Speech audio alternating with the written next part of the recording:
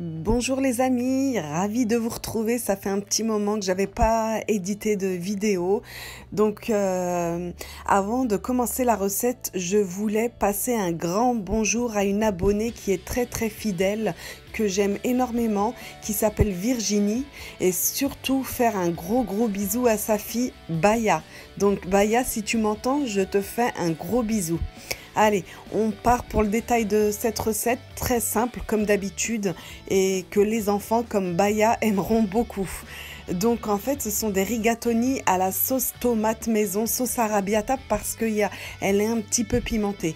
Mais vous savez bien que le piment, c'est facultatif, chacun en met ou n'en met pas en fonction de ses goûts. Donc là, pour 4 personnes, on va éplucher 4 tomates. Donc on va les éplucher et les concasser dans une sauteuse. On va faire également la même chose avec un oignon, coupé en tout petits morceaux. Donc vous pouvez faire ça sur une planche à découper, mais moi j'ai l'habitude de faire ça comme ça dans la main. C'est une habitude, j'arrive pas à faire ça dans une planche à découper. Donc voilà, j'émince mon oignon en petits morceaux. Alors dans cette recette, vous pouvez ajouter un poivron de la couleur que vous voulez, rouge, vert ou jaune. Malheureusement, j'en avais pas, donc j'en ai pas mis. Donc si vous en avez un poivron, vous le coupez en petits morceaux comme l'oignon. Ensuite, vous allez ajouter 2 gousses d'ail. Donc les pâtes, c'est quelque chose de basique, mais si vous faites une bonne sauce, c'est ça qui va rendre succulent un bon plat de pâtes. C'est vraiment la sauce que vous allez faire.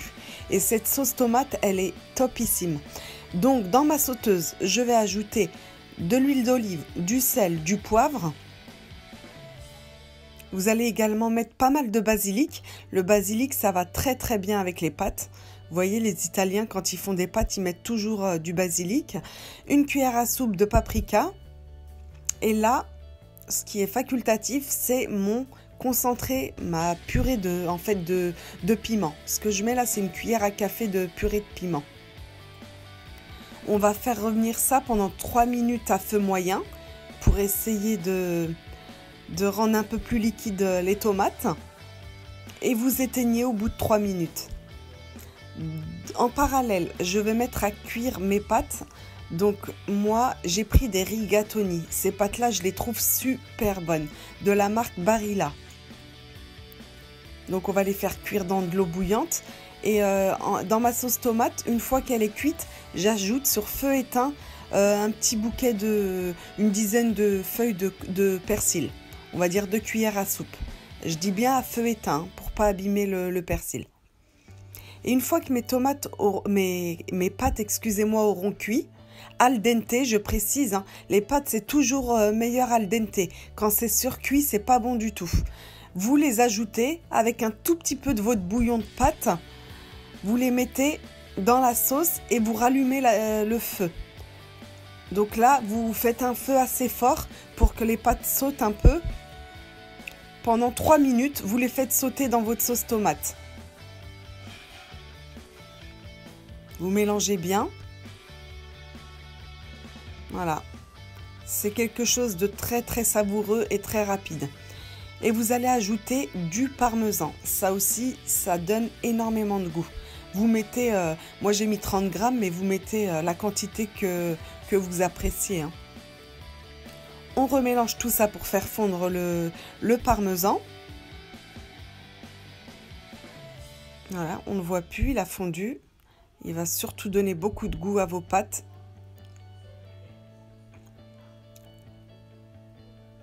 Et là, je vais râper de la mozzarella.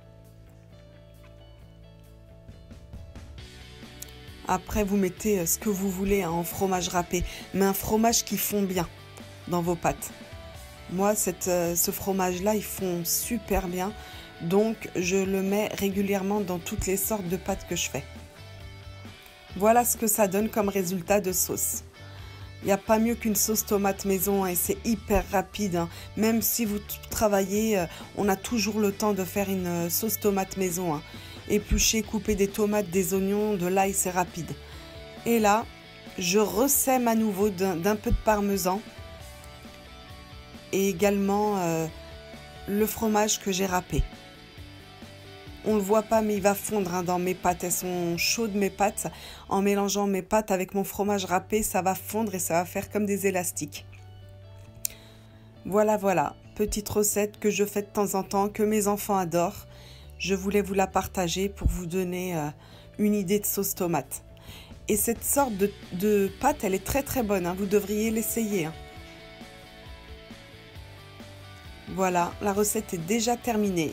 Je tiens encore à faire un gros bisou à la petite Baya et merci pour votre fidélité et le fait d'être de plus en plus nombreux. Hein. Là, je crois qu'on arrive à 730 abonnés. Donc, merci pour votre fidélité et je vous dis à très très bientôt pour une nouvelle vidéo.